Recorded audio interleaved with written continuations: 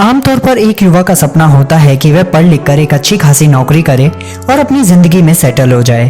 लेकिन इसी के विपरीत कुछ ऐसे भी युवा होते हैं जो अपने सपनों को पूरा करने के लिए और देश की सेवा के लिए खुद को समर्पित कर देते हैं। आज अनेकों युवा यूपीएससी की परीक्षा देने के बाद देश सेवा के अपने सपने को पूरा करते हैं और इस सपने को पूरा करने के लिए वे कड़ी मेहनत भी करते हैं। इन्हीं में से एक है आईपीएस अधिकारी तृप्ति भट्ट। तृप्ति भट्ट आज एक आईपीएस अफसर के पद पर तैनात हैं और आज वे कई लोगों के लिए प्रेरणा का स्रोत बन चुकी हैं।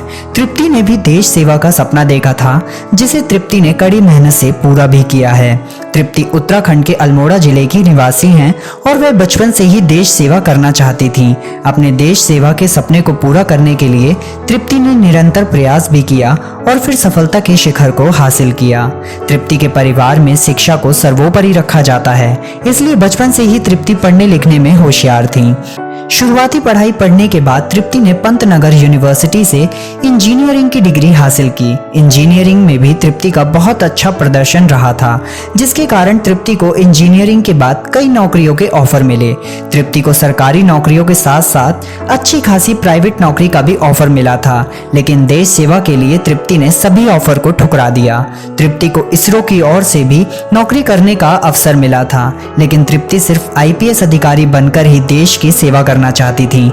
इसके बाद तृप्ति ने पूरे जी जान के साथ यूपीएससी की तैयारी करना शुरू कर दिया। तृप्ति इस परीक्षा की तैयारी पूरे आत्मविश्वास और बुलंद हौसलों के साथ कर रही थी।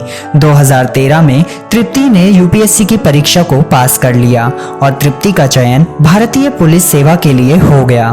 तृप्ति की इस सफलता से तृप्ति और उनका परिवार बेहद खुश था। तृप्ति को सबसे पहले पोस्टिंग देहरादून के विकास नगर में मिली। इस दौरान तृप्ति ने खनन माफिया के खिलाफ कड़ी कार्रवाई भी की थी, जिसके लिए तृप्ति खूब चर्चाओं में भी आई थी। तृप्ति ने उत्तराखंड के चमोली में एसएसपी के पद पर भी काम किया है। इस दौरान भी तृप्ति ने कई उपलब्धियों को हासिल किया था। एसएसपी के बाद तृप्ति को एसडीआरएफ में मुख्य सेना नायक के पद की जिम्मेदारी दी गई। फिलहाल तृप्ति टिहरी जिले की कानून व्यवस्था की बागडोर को संभाल रही हैं। इसी के साथ साथ तृप्ति अन्य पुलिस कर्मियों की फिटनेस पर भी ध्यान दे रही हैं। तृप्ति को उनके सराहनीय कार्यों के लिए स्कॉच अवार्ड से भी नवाजा जा चुका है। तृप्ति ने जरूरत के समय पर गरीब और जरूरतमंद लोगों की मदद भी की थी।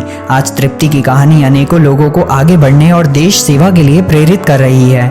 आज अनेकों लोग तृप्ति की इस प्रेरणादायक कहानी से प्रेरित हो रहे हैं।